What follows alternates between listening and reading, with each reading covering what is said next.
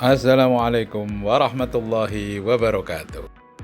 Alhamdulillah, saya panjatkan puji syukur kehadirat Tuhan Yang Maha Esa ya.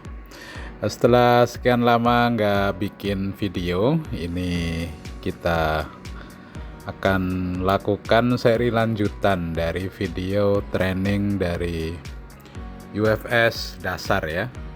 Jadi kita akan gunakan tool EasyJitak dan dia ada 4 modul ya untuk EasyJitak. Kita buka dulu yang Classic Suite. Oke, ini tampilannya ya, EasyJitak Classic Suite. Jadi kalau kita buka ada berbagai macam menu ya, jadi pojok kanan atas, jadi Easy Repair, JTAG, NaN, MMC ya, jadi berbagai macam ya. Inilah tampilan dari EasyJitak Classic Suite ya.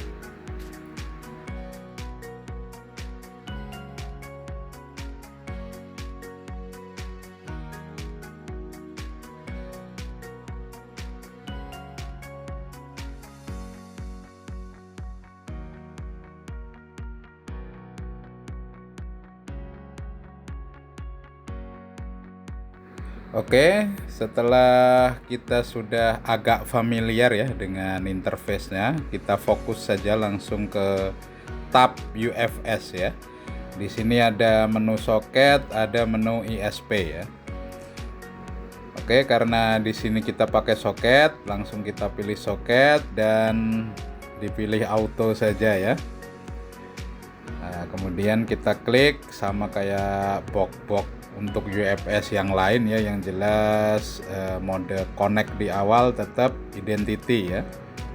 Oke, identity dan locknya mulai berjalan ya. Jadi seperti itu ya, jalan ke detect UFS nya dan ada datanya ya yang jelas. Nah, ini data yang ada dalam internal memori handphone. Jadi ini UFS dari HP Samsung ya, A15 5G yang berchipset MediaTek ya. Terus untuk seri UFS-nya sendiri dari Samsung juga dengan produk name KM8F901JM ya. Ini UFS 2.2, dia bersoket 254 ya, jadi mirip MMC bentuknya ya.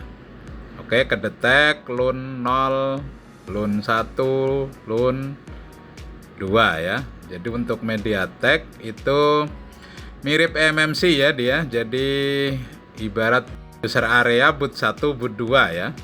Nah, itu untuk UFS yang dikonfigurasikan untuk MediaTek device. Oke, kita baca seperti itu ya lognya dari UFS, info dari EasyJitak, dan bisa kita lihat yang ada partisinya adalah LUN 2 ya. Untuk LUN 0 dengan LUN 1 berisi bootloader doang, atau dalam konteks MediaTek diisi file bernama preloader ya. Jadi nggak ada partisinya, dia aja binary utuh ya.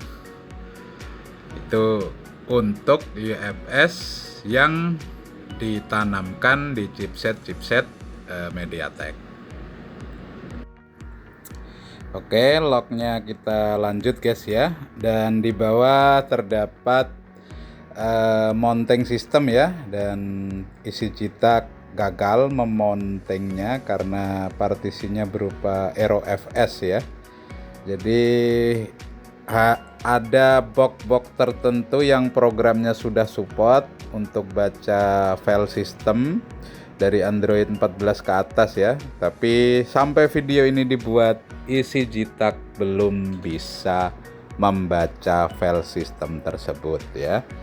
Ini mungkin kelemahan, tapi namanya box pasti ada update berkala ya.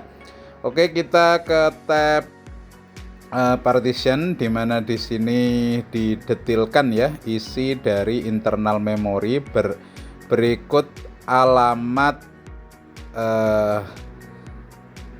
alamat sektornya ya, gampangannya istilahnya dia ditulis di partisi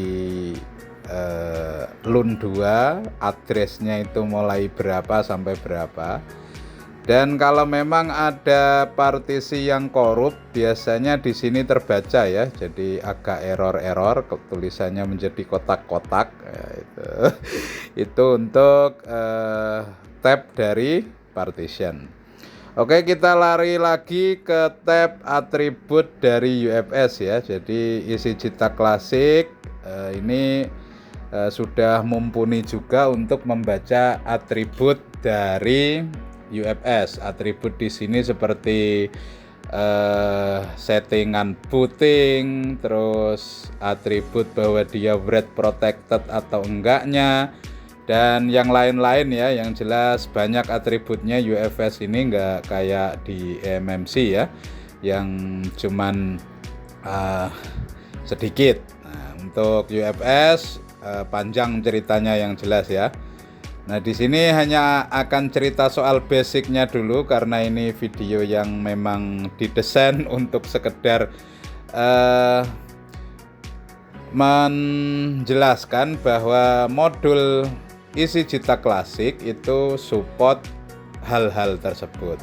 Oke, ada menu juga format user area ya di tab Android. Kok user area? User data ya.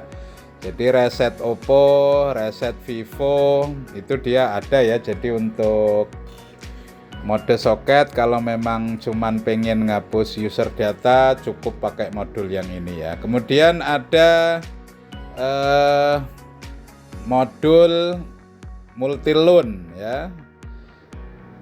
Di tab multi-LUN kok modul ya. Di tab multi-LUN, nah ini dia bisa konfigurasi UFS ya. Jadi karena UFS itu fleksibel, nggak kayak eMMC ya, jadi dia strukturnya bisa dirubah-rubah.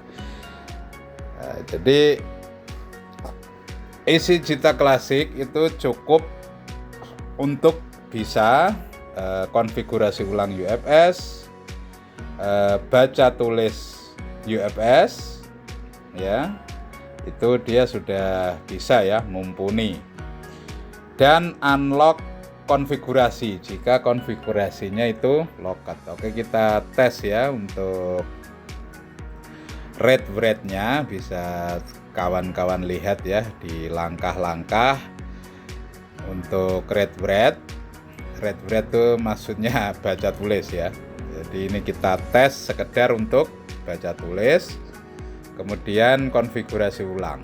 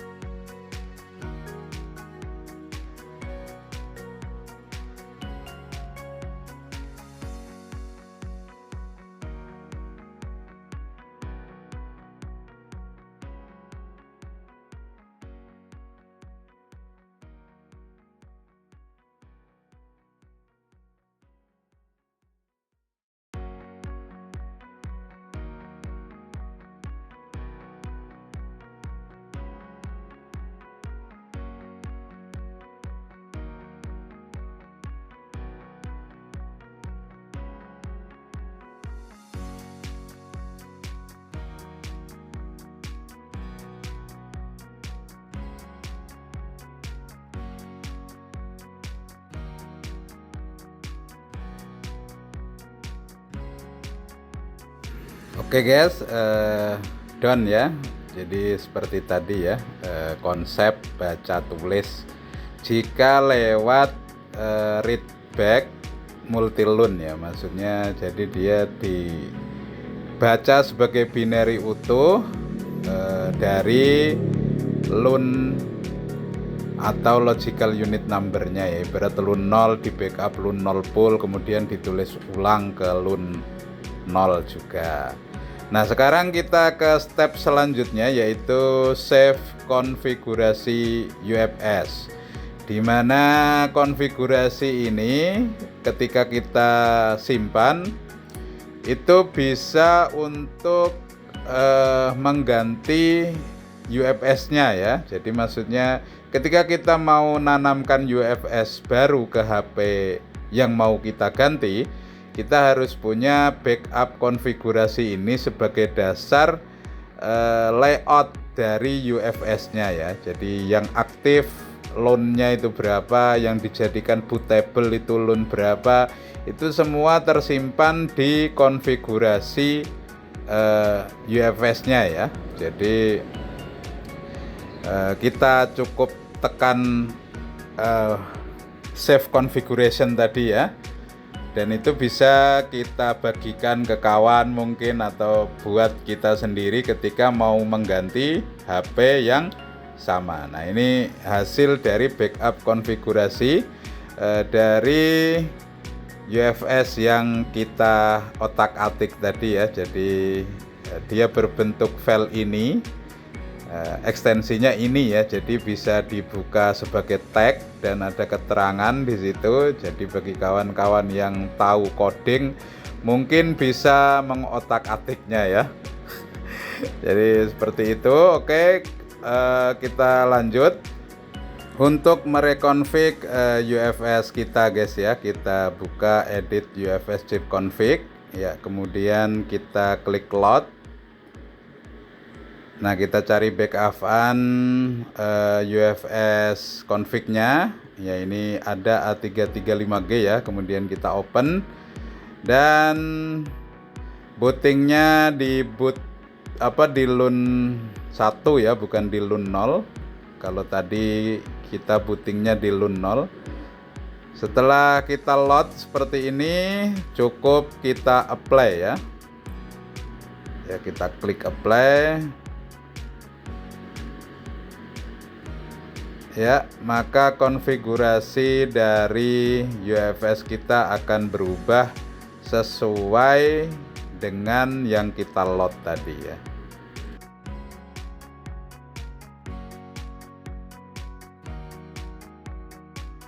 Oke, done ya.